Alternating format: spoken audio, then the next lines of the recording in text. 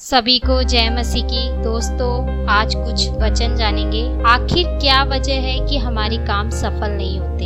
आखिर कौन सी प्रार्थना हमें करनी चाहिए कि हमारा काम सफल हो जाए?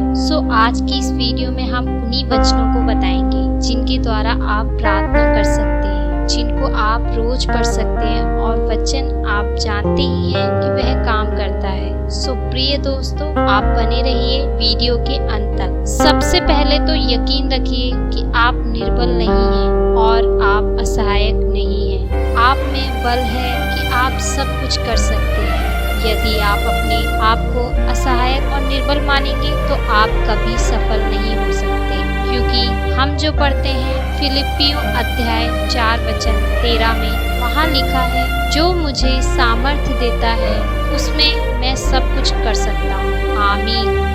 आज मैं इस वीडियो में बताने वाली हूँ कि आपको किन वचनों के साथ प्रार्थना करनी चाहिए या फिर कौन से वचन रोज पढ़ने चाहिए कि आप हर काम में सफल हो। तो शुरुआत करते हैं पहले वचन से, जो लिखा है नीति वचन अध्याय 16:3 में। वहाँ पढ़ते हैं, अपने कामों को यहोवा पर डाल दे, इससे तेरी कल्पनाएं सिद्ध होंगी। आमीन। अपने सारे कामों को परमेश्वर के ऊपर डाल दे, क्योंकि बाइबल हमें ये भी कहती है कि अपनी सारी चिंता उसी पर डाल दो, क्योंकि उसे हमारा ध्यान है। आमीन। और दूसरा वचन पढ़ते हैं पहला राजा अध्याय 2:3 में। वहाँ पर लिखा है, और जो कुछ तेरे परमेश्वर यहोवा ने तुझे सौंपा है उसकी रक्षा करके उसके मार्गों पर चला करना, और जैसा मूसा की व्यवस्था में लिखा है वैसा ही उसकी विधियों तथा आज्ञाओं और नियमों और चितौनियों का पालन करते रहना, जिससे जो कुछ तू करे और जहाँ कहीं तू जाए उसमें तू सफल हुए। आमीन और फिर आमीन। इन आशीष वचनों के साथ साथ हमें चेतावनी और डांट भरे वचन भी सुनने को मिलते हैं, जो कि हमारे लिए बहुत अच्छे हैं। लिखा है लूका का अध्याय 16:10-11 में, जो थोड़े से थोड़े में सच्चा है वह बहुत में भी सच्चा है, और जो थोड़े से थोड़े में अधर्मी है वह बहुत में भी अधर्मी है। इसलिए जब तुम अधर्म के धन में सच्चे ना ठहरे तो सच्चा तुम्हें कौन सौंपेगा? और जब हम काम अपनी जिंदगी में कोई भी काम शुरू करते हैं तो हम डरते हैं और हम इधर उधर लोगों के पास जाते हैं कि हम ये कैसे करें।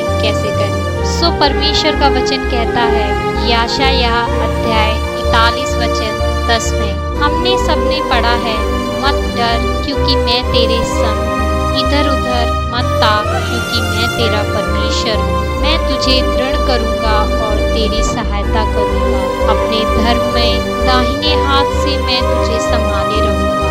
आमीन। कई बार ऐसा होता है मेरे प्रिय दोस्तों कि हम लोगों पर ज्यादा भरोसा रख लेते हैं परमेश्वर से ज्यादा, कि वो हमें सफल करने में सहायता करेंगे। यिर्मयाह अध्याय 17:7 में, धन्य है वह पुरुष जो यहोवा पर भरोसा रखता है, जिसने परमेश्वर को अपना आधार माना हो।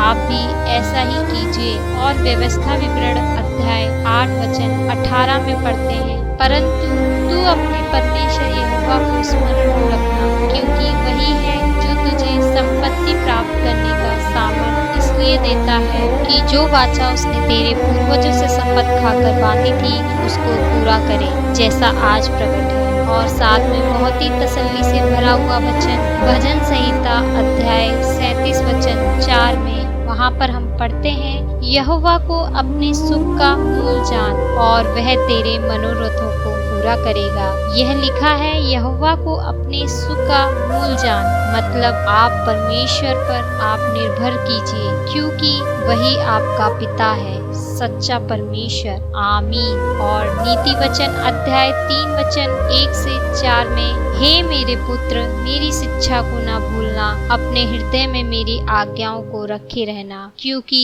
ऐसा करने से तेरी आयु बढ़ेगी और तू अधिक कुशल से रहेगा। कृपा और सच्चाई तुझसे अलग न होने पाए, वरन उनको अपने गले का हार बनाना और अपनी हृदय रूपी पटिया पर लिखना, और तू परमेश्वर और मनुष्य दोनों का अनुग्रह पाएगा। तू अति बुद्धिमान होगा।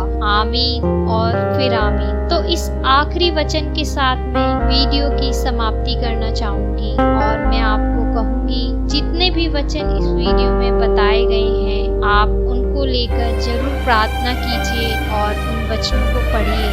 और मैं पढ़ूंगी याकूब अध्याय 4 वचन 10 में लिखा है, प्रभु के सामने दीन बनो तो वह तुम्हें शिरोमणि बनाएगा। आमीन। तो धन्यवाद मेरे दोस्तों, अपना कीमती समय दिया और मैं इसी तरह लौटूंगी बाइबल की कुछ नई वीडियोस के साथ। तब तक आप लोग खुश रहें और प्रभु में हमेशा आनंदित रहें। आमीन।